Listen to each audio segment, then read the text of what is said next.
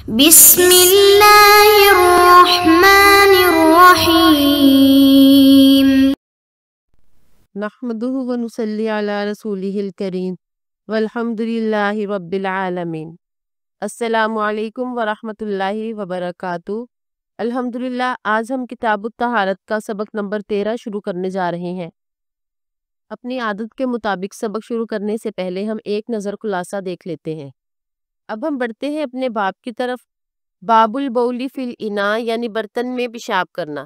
وبہ قال اخبرنا ایوب بن محمد الوزان قال حدثنا حجاج قال قال ابن جریج اخبرتنی حکیمۃ بنت امیمۃ عن امها امیمۃ بنت رقیقۃ قالت کان للنبی صلی اللہ علیہ وسلم قدح من عیدان یبول فیہ ویضعہ تحت السریر۔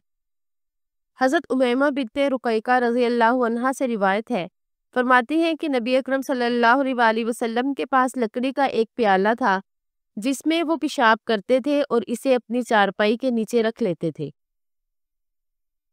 اب ہم حدیث مبارک کے راویوں کے بارے میں مختصر سا جان لیتے ہیں۔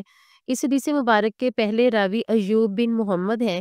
امام نسائی رحمہ اللہ نے انہیں ثقہ راویوں میں شمار کیا، اور حدیث مبارک کے دوسرے راوی حجاج بن محمد ہیں اور یہ بھی ثقہ راوی ہے۔ حدیث مبارک کی تیسرے راوی عبد الملک بن عبد العزیز ہیں اور یہ بھی ثقہ راوی ہیں۔ ابن حبان رحمہ اللہ نے انہیں ثقہ راویوں میں شمار کیا۔ حدیث مبارک کی چوتھی راویہ حکیمہ بنت امیمہ رحمہ اللہ ہے اور یہ ثقہ راویہ ہے۔ ابن حبان رحمہ اللہ نے انہیں ثقہ راویوں میں شمار کیا، اور حدیث مبارک کی پانچویں راویہ ان کی والدہ امیمہ بنت رقیقہ ہیں اور یہ بھی ثقہ راویہ ہیں۔ اب ہم بڑھتے ہیں حدیث مبارک کے متن کی طرف۔ اس حدیث مبارک میں ایک لفظ استعمال ہوا قدح، اس کا مطلب ہے پیالہ، یعنی وہ برتن جس کو عام طور پہ کوئی چیز پینے کے لیے استعمال کیا جاتا ہے، اور مین یہاں پہ مین بیانیہ ہے، یعنی اس مین نے بتا دیا کہ وہ پیالے کی جنس کیا تھی۔ آپ علیہ السلام نے اس برتن کو اپنی چارپائی کے پاس رکھا ہوا تھا اور آپ رات کے وقت اس میں پیشاب کرتے تھے، تو اس سے ہمیں یہ معلوم ہوا کہ اگر رات کے وقت پیشاب آیا ہو تو اس وقت میں، اس زمانوں میں چونکہ واش روم وغیرہ بھی نہیں ہوتے تھے، تو گھر سے دور جانا ضروری نہیں ہے، بلکہ اگر کوئی اس طرح کا انتظام ہو جائے تو یہ کر لینا جائز ہے۔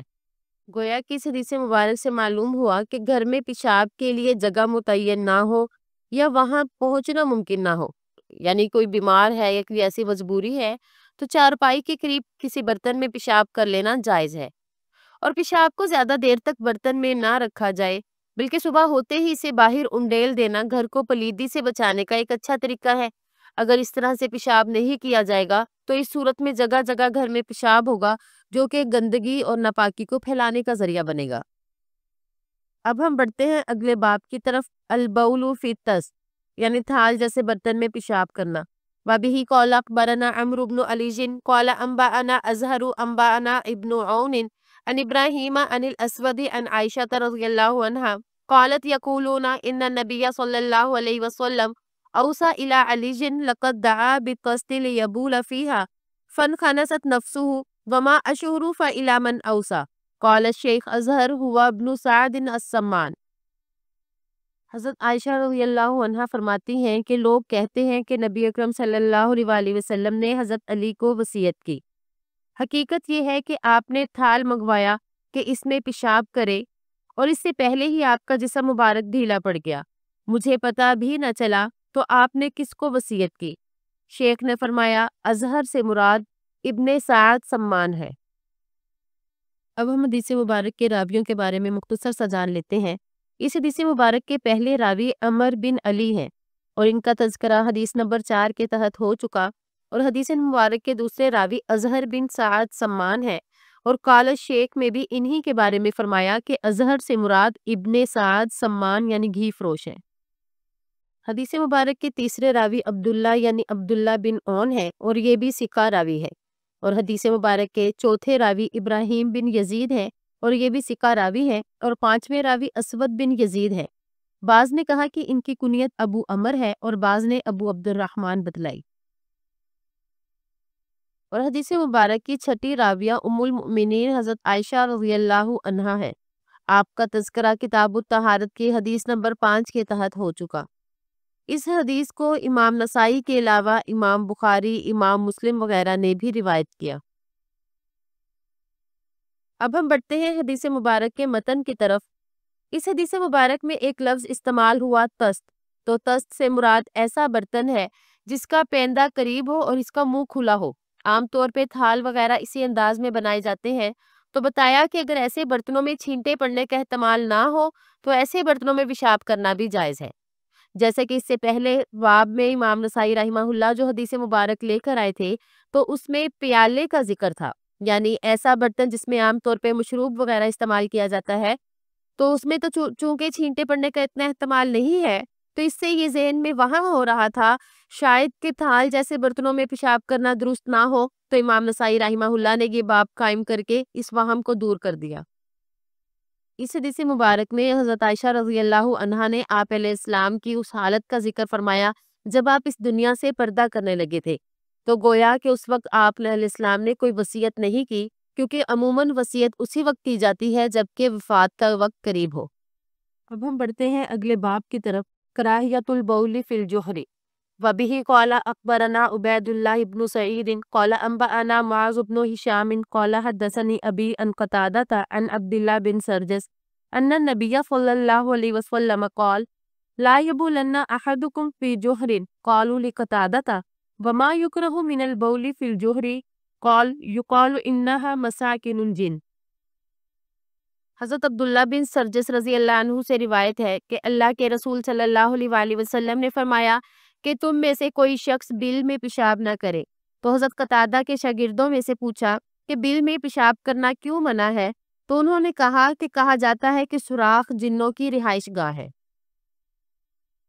اب ہم اس حدیث مبارک کے راویوں کے بارے میں مختصر سا جان لیتے ہیں۔ اس حدیث مبارک کے پہلے راوی عبید اللہ بن سعید ہیں اور ان کا تذکرہ پہلے گزر چکا۔ حدیث نمبر 15 کے تحت ہم نے ان کے بارے میں مختصر سا جان لیا تھا۔ اور حدیث مبارک کے دوسرے راوی معاذ بن ہشام ہے۔ ابن حبان رحمہ اللہ نے انہیں ثقہ راویوں میں شمار کیا۔ حدیث مبارک کے تیسرے راوی ہشام ہے اور ان کا تذکرہ ہم نے حدیث نمبر 25 کے تحت کر لیا۔ اور حدیث مبارک کے چوتھے راوی قتادہ ہیں اور یہ بھی ثقہ راوی ہیں۔ حدیث مبارک کے پانچویں راوی عبداللہ بن سرجس ہے۔ آپ نے نبی اکرم صلی اللہ علیہ وآلہ وسلم کے علاوہ حضرت عمر اور حضرت ابو ہریرہ رضی اللہ عنہما سے بھی احادیث کو روایت کیا۔ اب ہم بڑھتے ہیں حدیث مبارک کے متن کی طرف۔ اس حدیث مبارک میں ایک لفظ استعمال ہوا جوہر، تو اس سے مراد بل یعنی سوراخ ہیں جس میں عام طور پہ کیڑے مکوڑے یا موذی جانور سانپ بچھو وغیرہ رہتے ہیں، اور اس میں آپ علیہ السلام نے پیشاب کرنے سے منع فرمایا۔ آپ نے فرمایا لا یبولنا، تو لا ناہیہ ہے اور یبولنا فعل موقت تاکید بنون ثقیلہ ہے۔ اس حدیث مبارک سے ہمیں معلوم ہوا کہ آپ علیہ السلام اپنی امت پر کتنی شفقت فرماتے تھے کہ آپ نے جب بول و براز کے آداب بتلائے تو ان میں سے ایک ادب یہ بھی بتایا کہ بلوں میں یعنی سوراخوں میں پیشاب نہ کیا جائے۔ اس کی کئی وجوہات ہیں اور ان میں سے ایک وجہ یہ بھی ہے کہ کہیں بل سے کوئی موذی جانور باہر نکل نہ آئے اور انسان کو نقصان نہ پہنچا دے۔ سوراخوں میں پیشاب نہ کرنے کی کئی وجوہات ہو سکتی ہیں۔ ایک تو یہی کہ حضرت قتادہ رضی اللہ عنہ نے ان سوراخوں کو جنوں کا گھر بتلایا، جس کا واضح مطلب یہی ہے کہ یہ جنوں کا گھر بھی ہو سکتے ہیں۔ اور دوسرا، بل میں پیشاب کرنے سے یہ موذی جانور نقصان پہنچا سکتے ہیں، جیسے کہ ابھی آپ کو بتلایا۔ اور عام طور پر سوراخ تنگ ہوتے ہیں تو پیشاب کی دھار سے چھینٹے پڑنے کا بھی قوی امکان ہے۔ آج کے سبق کو ہم یہیں پہ مکمل کرتے ہیں۔ آج کے سبق میں ہم نے جانا کہ برتن میں پیشاب کرنا بھی ضرورت کے تحت جائز ہے اور تھال نما برتن میں بھی پیشاب کیا جا سکتا ہے، اور ہم نے پیشاب کے بارے میں ایک اور ادب پڑھا کہ بلوں میں یعنی سوراخوں میں پیشاب نہ کیا جائے۔ امید ہے کہ آپ کو آج کا سبق سمجھ آ گیا ہوگا۔ اگلے سبق تک کے لیے اجازت چاہوں گی۔ السلام علیکم ورحمۃ اللہ وبرکاتہ۔